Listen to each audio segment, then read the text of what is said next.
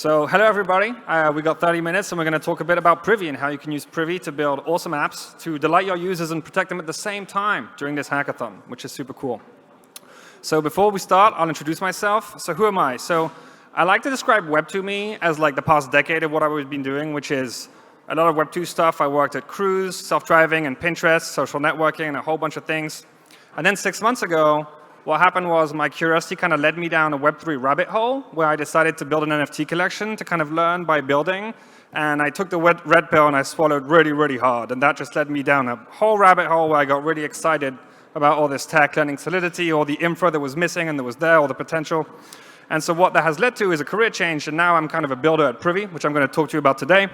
I'm the creator of the Blockchain Smokers. So this right here is Blockchain Smoker 1921 of my collection. And I'm a big privacy tooling advocate. And so I'm here today to talk to you about Privy and what it can do to help you with your privacy infrastructure needs. So how are we going to structure this? We're going to talk a little bit about a problem that I like to call the user data problem. After that, we'll talk about how Privy is a solution to this problem. Privy fixes this. And finally, we'll get into the fun stuff with a live demo. So what do I mean by the user data problem? So if you've either developed or even been a user in Web3, you've probably seen and been confused by this screen. And this screen, like many others, is kind of like displaying the underlying issue that sessions are really hard. And having a session that kind of propagates between experiences is a very challenging problem, to the point where even great companies like MetaMask do a poor job. Now, in addition to this, we have another problem in Web3, which is kind of shocking. And there's a tweet here from earlier this year, which is kind of funny and sad at the same time, where MakerDAO like kind of couldn't reach out to some guy because they only had the wallet address on their lists. And if they couldn't reach out to him within an amount of time, they were going to have to dump 600 million worth of ETH. Now, this is crazy. And this is because notifying off-chain is kind of unsolved, which is wild. Like Web3 has a lot to do still. That's crazy. Let's talk a bit about a positive example. So here we have like the OpenSea profile page, and you'll find profile pages like this on a lot of Web3 dapps. And what do you see here? You see like some information about the user. Some of it is public, like the username and the bio. But then other stuff, like the email, maybe in this case there's none, but there could be like other kind of KYC data. And you want to handle those. Like you want to have those so you can create personalized experiences. Like users come back to your app if it has a delightful experience. And you can only really do that if you personalize. And you can only really personalize if you have this kind of personal information. So delightful and rich experiences require personalization. For that, we need two things. At the very core, you need more, but at the very core, you need user sessions for like in-between session state, and you need user tables to persist that state and to persist user information between sessions. Okay, so we want to save user data. What do we do? That's hard, and there's a debate about this right now. You may have heard this debate, the on-chain versus on-chain problem. I think Vitalik was on a podcast recently, literally debating this like 2 weeks ago.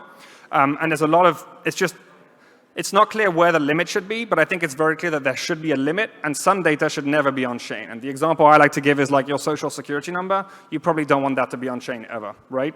And so if some stuff is on-chain and some stuff is off-chain, then we need to bridge that. And so let's say your ledger and you're keeping user data like name, postal address, all these things off-chain. Well, guess what? You can do it wrong. It's actually very hard to get right. And so Ledger they got pawned basically, where like they were doing great on their security for their hardware wallets, but they were doing a lot less great on their PostgreSDB that had PII data in plain text that got hacked. And this shows that like when you do decide to kind of take user data off-chain, doing it right is really risky. Okay, if you are going to do it, there's a famous adage that says, don't roll your own crypto. Now, there's a reason for this. It's really hard. There's many mistakes you can fall into which are typically terrible for you, like timing attacks and brute force attacks and weak randomness attacks, architecture flaws, which is a really big one, injection attacks, and I could go on. Now, you can build your own crypto, but if you are going to do it, you have to do it right, and doing it right takes an insane amount of time and energy and expertise. Now, you could choose to do this, but typically when you're building a dApp, that's not where you want to spend your time and expertise, and that's why you kind of shouldn't. So we have a problem here, right? Great products require personalization and PII, but collecting that is risky. And if you do collect it, it's hard. Privacy matters. This is a big one. I really like this one. Like one of the reasons why I kind of pivoted my career to Web3 is that I think the Web2 got something really, really wrong, and it's privacy. And a lot of these business models are kind of built around an asymmetrical kind of knowledge of the users. And in Web3, we have a crazy good opportunity to redefine how we do privacy and how we do interoperability of privacy. And that's really cool. And finally, we need a bridge for off-chain data, as we discussed. Cool, so we have an issue. And this is where Privy comes in, and I'm going to talk about it in a second, but you can find our homepage at privy.io, and I'm going to talk now about like kind of what it is and what we do. And you can follow along with Blobby, who's our mascot, on the second one, a cute little ghost. Cool, so what is Privy? Now, at its core, our mission is very simple. We want to allow you to associate user data to wallets privately, so bridging on and off-chain data.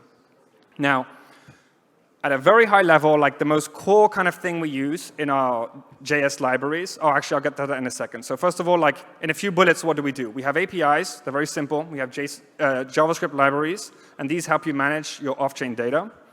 We have end-to-end encryption user storage. So how does that work? That means that like on the client, everything gets encrypted and then gets sent over the wire like as ciphertext, and then you get it back as ciphertext, and you're going to decrypt it on the client. And I'll go deeper into this, but basically what it means is you have end-to-end encryption storage, which is the right way to do kind of privacy.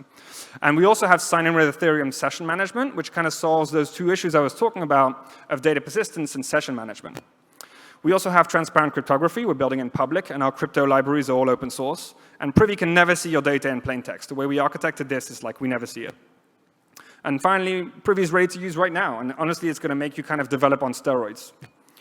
Cool. So at a very high level, what does our architecture look like?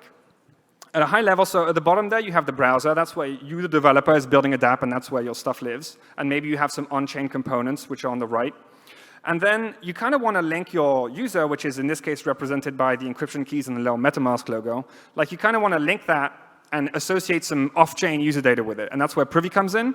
And you can see that like from the browser, you can interact directly with our permissions engine, which we'll get into, and our data store to store and retrieve this user data. So how do you do that? What does it actually look like? So, and this is where, like this is really, if you're going to remember one thing from this talk, remember this slide. This is like the thing that's super powerful that Privy does. It has two cores, Privy put and Privy get. All right, so in this example, I have a user ID, which is 0x872, and I'm not going to read it all. And in the first 4 lines, I'm saving 2 fields, email and age, and I'm saving them to the scripted data store. And then on the second, I'm just retrieving them. Now, this looks really basic, but actually there's a lot of stuff that goes into this. So for this put call, what's going on is like on the front end, Privy is first checking with our permissions engine that whoever is authenticated with the session, whether it be the user or the developer, like your app or a public kind of authentication, like if they have access to this field, write or read access. Depending on if they do, we kind of encrypt it all on the client and then send the ciphertext up. And then for Privy Get, you're doing the same thing. You're kind of checking with the permissions engine if the person that's requiring these fields is allowed to see them. And if they are, then you're retrieving that as ciphertext and decrypting everything on the client. So this is ridiculous. Like you're doing so much in like so few characters. With put and get, you're kind of doing user data kind of encrypted storage in like the best manner possible. That's awesome. So that's the storage. And the other critical part is sessions, which I mentioned earlier. So how do sessions look like? So what we built, and this is because after building a few apps, we realized that session management is something that is like a key pain. We built like a wrapper that makes it really easy to like kind of manage user sessions. So this uses like in-browser providers like MetaMask or Coinbase Wallet. And so in this slide, it's kind of showing you like the API of our CWE session. CWE stands for sign in with Ethereum, which is an EAP standard. And so you're initializing the session here, and then you're just authenticating the user. That's going to call up like the MetaMask notification. They're going to sign a message. You're going to know it's there. And then basically under the hood, we're saving things to local storage, and we're persisting that like in between your views. And then you can also create a client with that session, and then you know who's authenticated. It's the user that signed that message, right? So when you decide to retrieve fields later, you know that who it is, and so if there are fields that only the user can see, they can see them. And so in this last line, I'm doing that. I'm getting the email, and maybe in this case, only the user can view their own email. Cool. So that's storage and sessions done. So let's recap real quick. With Privy, you can kind of get back to building products really quickly, and you can do it right. And doing it right used to be really hard. You no longer have to have this trade-off. We think that's really exciting. You can store encrypted user data. You can use signing with Ethereum sessions. And by the way, everything I just showed you, you don't even need a backend. This is why this is a very hackathon-friendly project. You could just do this in 2 seconds with only a front end. So we do have a console, which you'll need if you don't have a backend, to kind of admin your fields and your permissions. And I'll get into this. We'll see how it works in the demo. Cool. So we talked about the privacy problem. We talked about the Privy solution. And now I have time to do a live demo with Privy Flush. Now, I hope the Wi-Fi is going to be stable, because it was a bit flaky earlier. Now, before we get into the demo, I want to do a very quick primer on permissions. But if you're a developer, this is probably sounding very familiar. Most things are defined by who can read them and who can write them. This is true of like Unix files all the way to like in Privy, the fields. So in Privy, each field has read and write permissions associated with it. And who are the roles? Like who essentially can read and write? And there are 3 in Privy. There's self, and that's the authenticated user. Think the user that kind of signed the message with the MetaMask wallet. There's admin, that's you, the developer, that's kind of passing in the secret and public API keys that you got from us. And then there's public. And so you can imagine any kind of combination of these, exactly like you schmod kind of like files on Unix to see who can read and write them. Cool. So I'm going to show you a demo, and then we'll dive into the code on how it's working. So the demo is this fun little app called Privy Flush, which is kind of like encrypted Dropbox, where you can send encrypted files to an Ethereum address. So like everybody has an inbox by default, and you could send a file to someone. So you can maybe use this to like send a love letter that was very secret, or maybe you were a bit more serious and wanted to send like KYC data, like someone's passport photo or driving license. Cool. So I'm going to switch to the browser now. So here we go. This is Privy Flush. Please appreciate my design skills. So here what's going to happen is that we're not logged in, so I can't do anything yet. But I'm going to sign in with Ethereum. And to make things more clear for you guys, I have 2 kind of addresses I'm using here, like my primary and my secondary on my MetaMask. And I put them here. Like my primary is 1D4A, and my secondary is OX885. Cool. So I'm going to sign in with my primary. Here we go. So I'm signing in with Ethereum, and this is the sign in with Ethereum standard, by the way, which is an EAP that's super simple, and it's just like it's normalizing and standardizing what this string looks like so that we get metadata that is machine passable. So we're signing this, and now like the app knows that I'm signed in as this MetaMask account, which for me is called Pushix. Cool, so my inbox is empty, and I'm signed in as OX1DA4, so it's this guy, right? And I'm going to send a file, and for now I'm going to send a file for myself. And so this is the file. It's this driving license that I photoshopped. I'm a developer, not a designer, so please forgive me.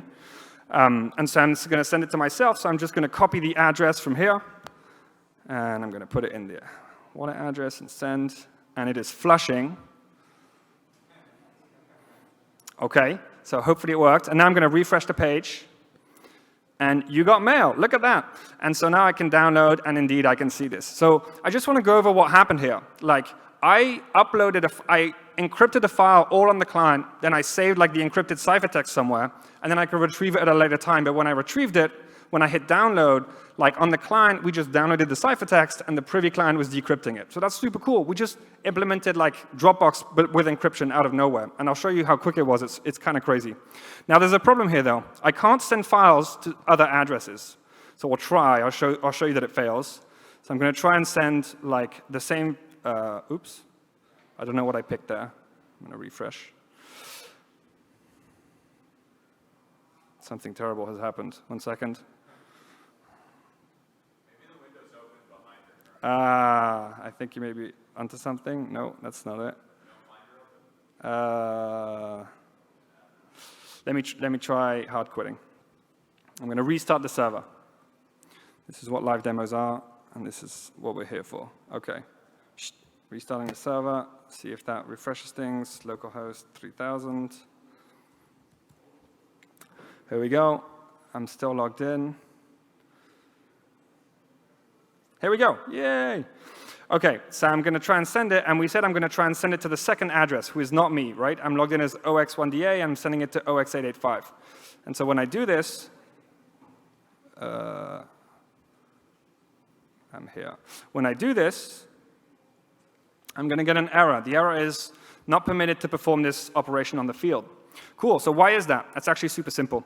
If we go to the console, so we see the field here, by the way, it's inbox. That's the inbox for the user. The permissions is self. And so that means that I can read and I can write, only me, self being the authenticated user. So what I need to do is change this, and I'm going to change it to, we need a special access group, actually, so let's create that. We're going to do one where anybody can write to me and only I can read. So I'm going to create an access group. I'm going to call it public write self read. And I'm going to say only I can read, and anybody can write. So anybody can write me like a love message. So I'm saving this. And now I'm going to say for my field, for my inbox field, I'm going to edit it, and I'm going to say the default permissions are public write, self-read. Cool, so now anybody can write me. So we've saved it. Now let's go back to our app here. And I'm going to refresh, and I'm going to basically try this again, but we'll try a different file. So this is another NFT. So I'm going to send this, and we're going to send it to the 08885. And it's going to flush. Cool. And now I won't see it here, right? So what I need to do is sign out, and then sign in with the other address, and we'll go and see if we got it back. Signing in with Ethereum.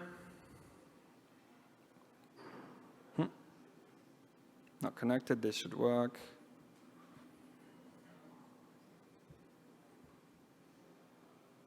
Come on. Okay. 1 second, I'm going to see if maybe it's because sessions are hard, this is what I was telling you. So maybe if I disconnect this, and I switch to this, and I kind of refresh. Now I sign in. There we go. Sessions are hard. So I'm logging in as the second address. Oh, there we go. It had the queued things. And we should have the file, which we don't. So something went wrong. OK, I'm not going to live debug. We should see it here, and I probably made a mistake copy-pasting the address. I apologize about that. Cool. So the demo's done. I want to kind of show what it would look like if we wanted to add a field. So let's jump into the code real quick. So this is, by the way, there's a lot of boilerplate code here, but it's just like a create next app. So if you're familiar with JavaScript and next, this is like pretty straightforward. So I'm going to go to like the pages, and there's the main page, which is index, and that's where most of the code that we're doing lives. So here we're using session, which is using our sign in with Ethereum sessions that I talked about earlier. It's using a React hook to kind of persist it through our pages. But what we care about, and I'm going to look for it, is session.privy, which is where all the Privy interactions are happening. So we can see there's really two places where this is in action. And it's like on page load, we're loading the inbox by doing a session.privy.get file. And we're saying for the logged in address, get the inbox field. And then the second one is on the send, which is the hook of when you post a form. It's saying put file, and you're giving it to the destination address, and you're posting it to the field inbox, and you're pasting the file. So real quick, what would it look like to kind of add a message? Let's say we wanted to build over the hackathon, I don't know, encrypted messaging. You could do this with Privy really easily. Now, I'm going to just create a new field here. I'm going to call it message. I'm going to do the same public read, self-read kind of permissions. Cool. And then in my app, I'm going to create a new constant. This is like a React hook, so I'm going to call it message, and a hook to call it, set message. And this is, and this is use state. It's a string, and we default it to the empty string. Cool. Thank you very much. I forgot the closing bracket. The computer's like this, and it's just breaking my wrists. Cool. So then we're going to get it here, const message, and we're going to do the same thing, session.privy.get. Remember that? And we're calling the session .address. That's for the logged in user. And the field was called message. Cool. So we're getting it. And then if it exists, because it could be null, let's set it. Set message. Ooh la la. Okay. Message. Here we go. .text. So this is like a Privy client thing. Cool. So if we get it, we're setting it to the variable message. So now we have kind of the message in our handler memory in the thing message. We need to go and display it. So let's go display it beneath you got mail. So this is where you got mail is. So if you do, I'm going to kind of add a div that just shows the message. And I guess we could show this only if the message exists, which in React you do like this. There we go. Cool. So what I forgot to do is that when I'm sending it, we need to set something to the message. So for now, let's go write hello world. So I'm going to do an await session.privy.put. This time it's just put. Destination address. The field is message. And let's just say whatever you guys want. ETH NYC hello world. And you could obviously make this more dynamic. But I'm keeping it simple for now.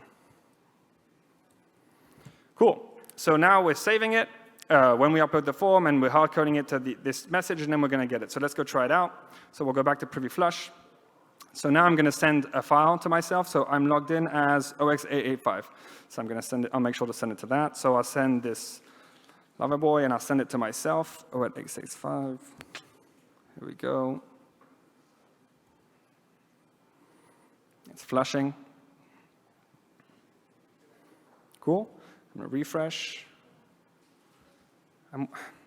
Something's not going right, and I don't know what it is. Oh, there it is. It was just slow.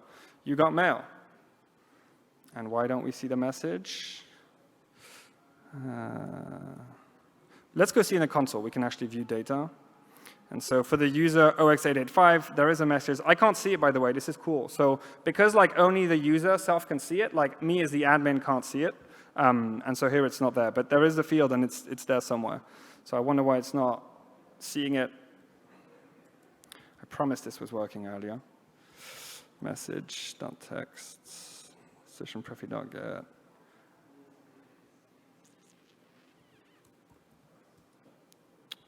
OK, I'm not going to debug this live. I'm just going to do one last thing. Message, and it was called message. Yeah, this should work. I can't think about why it's not.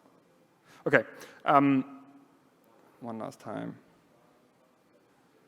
OK, I will debug this and send it in our Discord later. I'm sorry about that.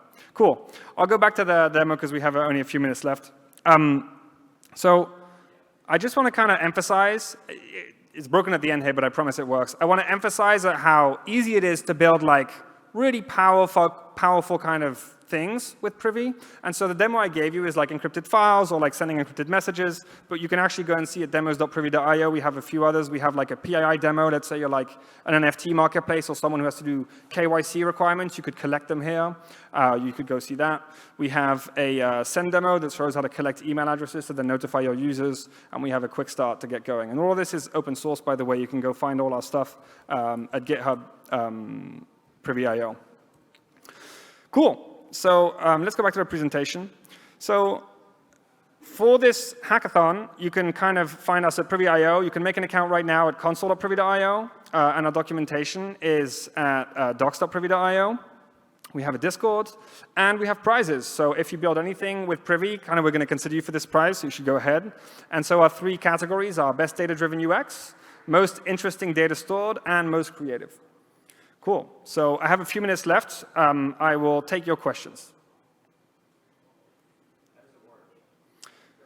How does it work? OK, so I wish I had the architecture diagram. I'm going to kind of talk you through it then. So the way it works is we use OK. I don't want to get this wrong live because like the cryptographers have a whole thing here. But like we use like a hardware security module, which is like a dedicated hardware whose job it is to only kind of handle private keys and sign things. And for each customer, they have like a root key that's in that module. And then we use that to like sign derived keys for each field. And so when you kind of request a field, both to save or to put, you first go through our permissions engine. We know kind of who you are, and we can say this person can or cannot see the field. And if you can, then we go and fetch the root key. We ask it to like create a public-private symmetrical key pair, and we sign the field with that. And that's how you do it like on the front and back end. Now, we can get into like much more detail here, and like this is public, and we want it to be publicly auditable. So like, come see me after, and I can kind of redirect you to the cryptography people at my company because it's not my specialty, and I don't want to misstep.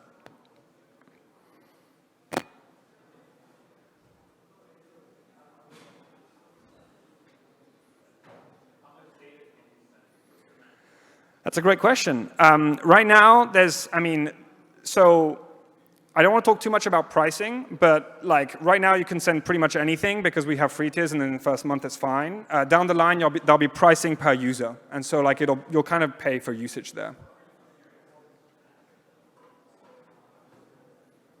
Yep.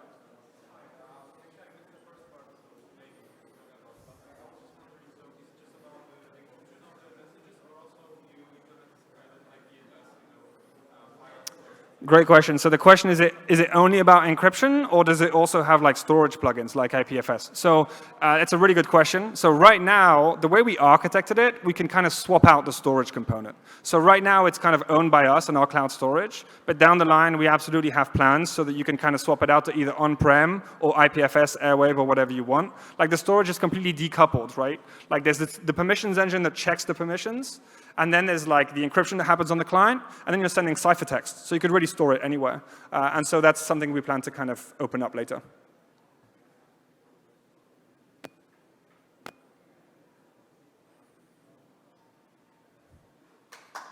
Cool, thank you.